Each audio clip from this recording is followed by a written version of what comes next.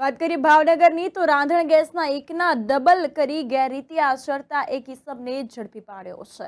Bhavnagar SOG Bhavnagar રેન્જના IGP Gautam Parmar તથા police અધિક્ષક ડોક્ટર હર્ષદ પટેલ જિલ્લામાં આવશ્યક ચીજવસ્તુની ગેરકાયદેસર પ્રવૃત્તિ કરતા ઇસમો વિરુદ્ધ કડક પગલાં લેવા તેમજ તેઓ વિરુદ્ધ કાયદેસરની કાર્યવાહી કરવા એસઓજીને ખાસ કામગીરી માટે સૂચના આપવામાં આવી છે।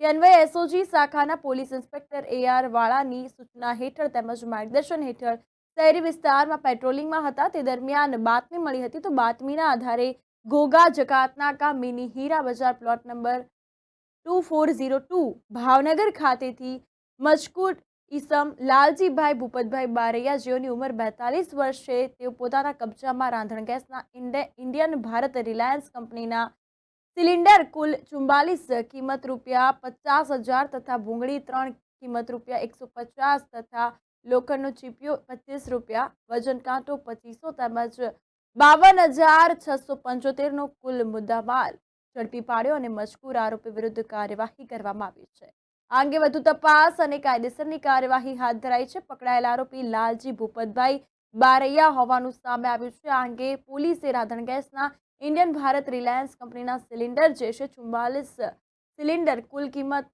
₹50,000 અને બીજી અન્ય વસ્તુ એમ કરીને કુલ 52,675 કામગીરી કરનાર police staff SOG police inspector AR વાળા તથા police sub inspector CH Makwana આ અંગે તપાસ વધુ કરી રહ્યા છે। આ અંગે કાયદેસરની કાર્યવાહી અને તપાસનો ધમધમાટ શરૂ કરાયો છે।